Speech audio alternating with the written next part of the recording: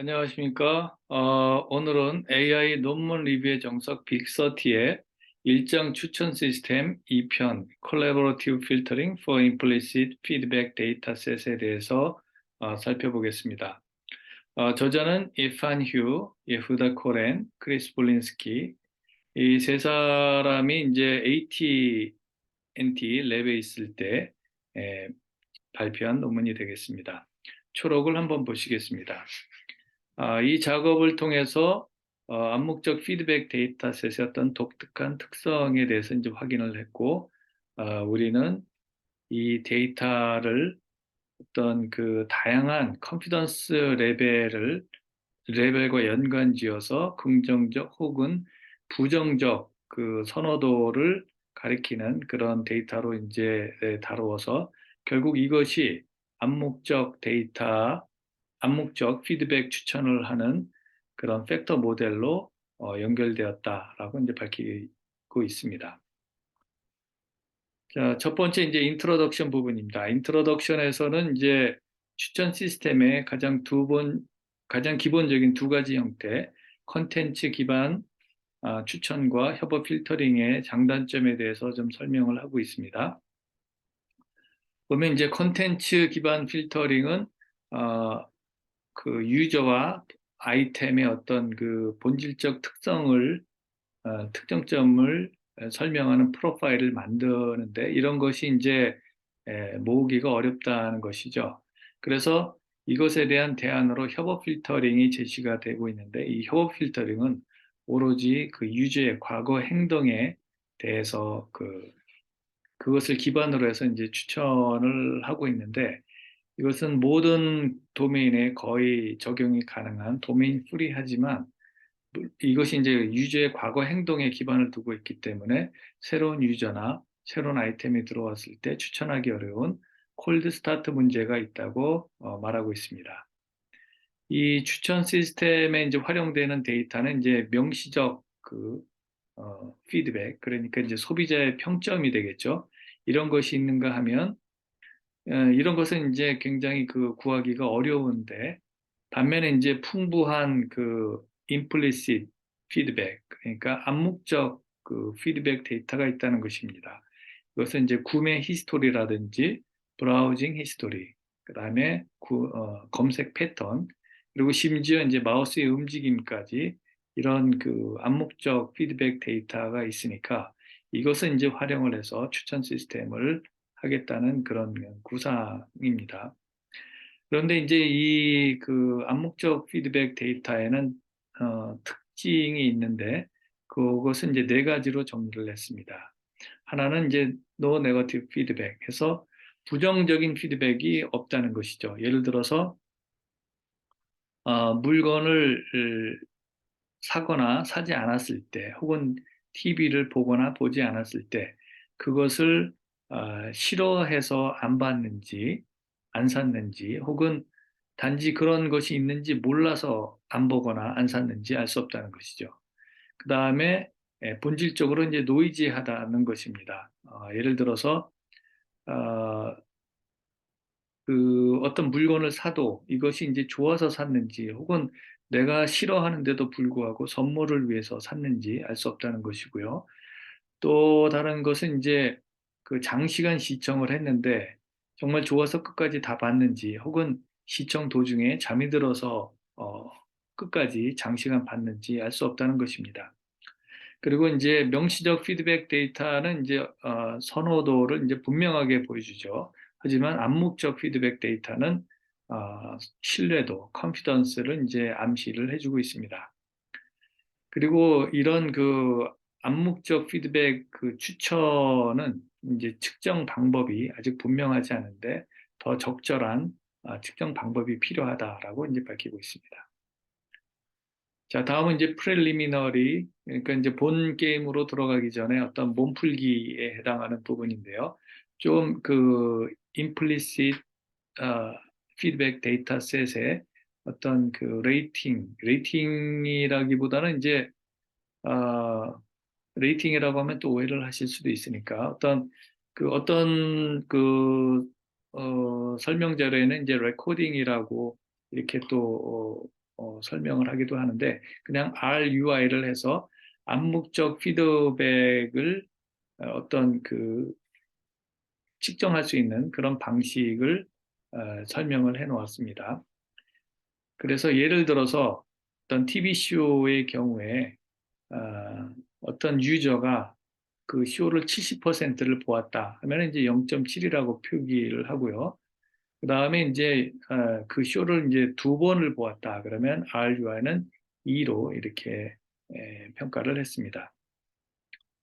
자, 그 선행 연구에 대해서도 이제 또 논문에서 보여주고 있는데요. 첫 번째는 이웃 근접 모델입니다. 그래서 유사도를 기반으로 해서 어떤 유저가 아이템 I와 유사한 K개의 그런 그 아이템의 에, 그 이웃 근접을 한 것은 이제 SKIU로 이제 표시를 했고 어떤 그 예측 평점 RUI는 그 이웃 한 아이템의 평점 레이팅의 가중 평균 한 것으로 이제 설명을 했습니다. 식으로는 이렇게 이제 설명이 되겠죠.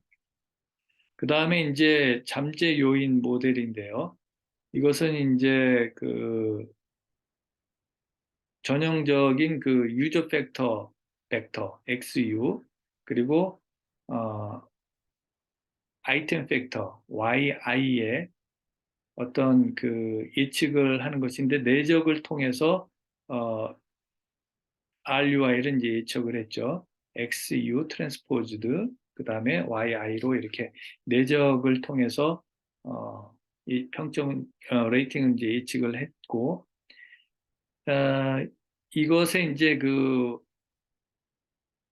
목적 함수는 여기에다가 이제 그 오버피팅을 좀 줄이기 위한 그 정규화식을 이제 더 반영을 했습니다. 그러니까 이 코스트 펑션은 이 그 RUI의 제곱 오차를 이제 최소화하는 방향으로 이제 가는데 여기에다가 과대 오버피팅을 XU와 YI가 이제 너무 과적합이 되면은 오버피팅이 발생을 하기 때문에 이것은 이제 정규화 함수를 써서 이곳에 이제 제어를 해줬습니다. 그래서 이건 이제 L2 정규화를 통하고 이제 앞에다 람다 함수를 정규화 함수를 이제 썼네요. 그래서 이 람다 같은 경우에는 어,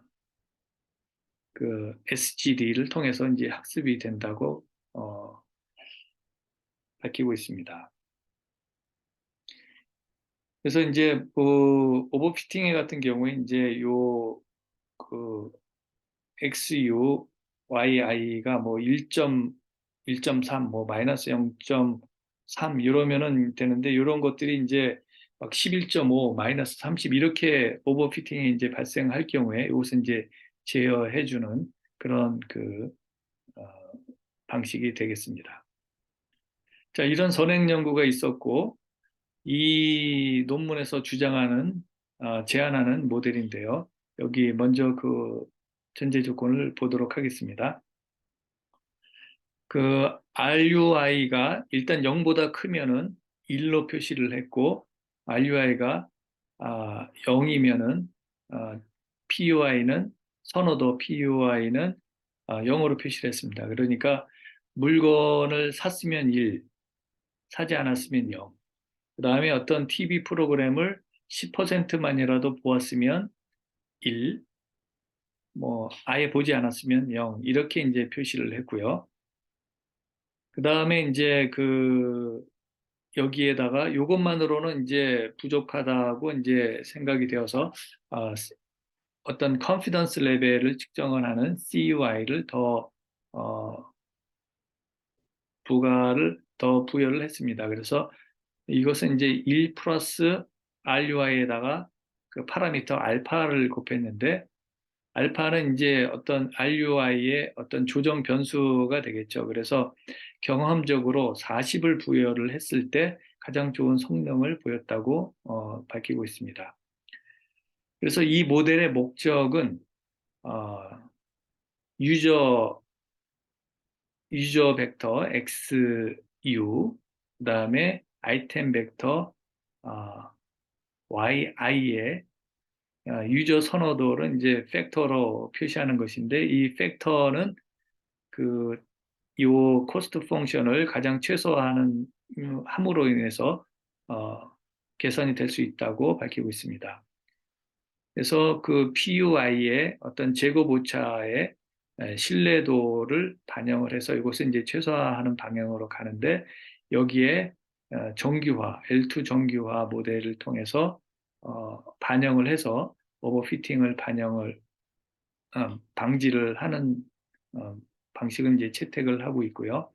또 하나가 이제 ALS 모델을 소개를 하고 있는데, 여기서 보면은 XU가 SGD의 경우에는 그러니까 스타캐스틱 그 그레디언트 디센트에는 요 두 변수가 이제 계속 변하죠. 그런데 요 둘 중에 하나를 상수로 놓고, 즉 유저 팩터나 아이템 팩터를 고정시키면 그것이 이제 훨씬 더 계산하기가 쉬워지겠죠. 그래서 어, 쿼드러틱, 2차 방정식이 2차 함수가 되면서 계산이 이제 훨씬 에, 쉬워진다. 그리고 이것이 이제 ALS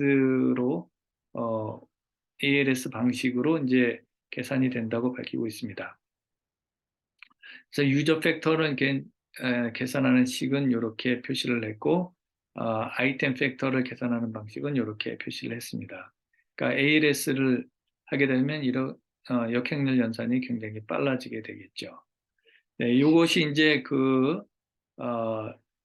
이 논문에서 주장하는 모델의 요점이 되겠습니다. 다음은 이제 이 모델의 어떤 장점으로 또 제시하고 있는 것이 설명이 가능하다는 모델인데요. 좋은 추천이라면은 설명이 가능한 추천이어야 하는데, 재미있게도 이 ALS가 이런 것을 이제 가능하게 해주었다는 것이죠. 이런 설명을 가능하게 한 키는 보면 유저 팩터를 이렇게 이제 이것으로 대체를 했다는 것입니다. 그래서 PUI를 I 트랜스포즈의 XU를 X를 여기다 이제 치환을 해서, 그래서 요것을 요 부분을 WU라고 단순화 시켰을 때 어떤 아, 아이템 I와 J의 유사도를 이렇게 이제 계산을 할 수 있다는 것이죠. 그래서 요 유사도 시밀러리티를 이렇게 표시를 함으로 인해서 어, 선호도를 이제 예측을 할 수 있고, 이것이 아이템 I와 J 간의 이제 유사도를 가능하게 함으로 인해서 이 잠재 요인 모델을 선형 모델로 바꾸어서 어, 그 아이템 간의 유사도를 계산이 가능하게 되니까 어떤 다른 아이템을 이제 추천하는 설명이 가능하다라고 이제 밝히고 있습니다. 자, 그 실험 방법에 대해서도 이제 설명을 하고 있는데요. 오늘 이제 그 네 가지 중에서 한 가지만 좀 설명을 드리도록 하겠습니다. 약 한 30만 개의 셋톱박스에서 자료를 모았고, 약 17,000편의 TV쇼 프로그램을 4주간에 걸쳐서 어, 방영된 그런 프로그램의 자료를 모았고, 그 다음에 non-zero, 그러니까 어, 그 어떤 피드백이 암묵적 피드백이 있는 것 200만 개를 가지고 분석을 했습니다. 그래서 보면은 그 popularity 랭킹, 그 다음에 네이버 푸드 모델과 비교를 했는데, 맨 위에 있는 것이 이제 popularity 랭킹, 그 다음에 두 번째에 있는 것이 네이버 푸드 모델, 그리고 이제 요 맨 밑에 있는 것이 ALS 모델입니다.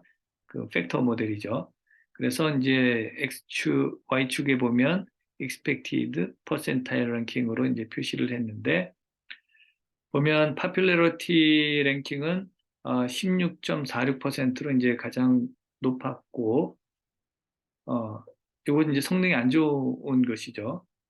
그다음에 이제 이웃 근접 모델은 10.74%를 기록을 했고 아, 그 팩터 모델은 계속 그 팩터의 수가 늘어나면서 점점 그 퍼센타일 랭킹이 낮아지면서 성능이 좋아지는데 200개의 팩터였을 때 8.35%로 가장 높은 성능을 보였다. 가장 좋은 성능을 보였다라고 밝히고 있습니다.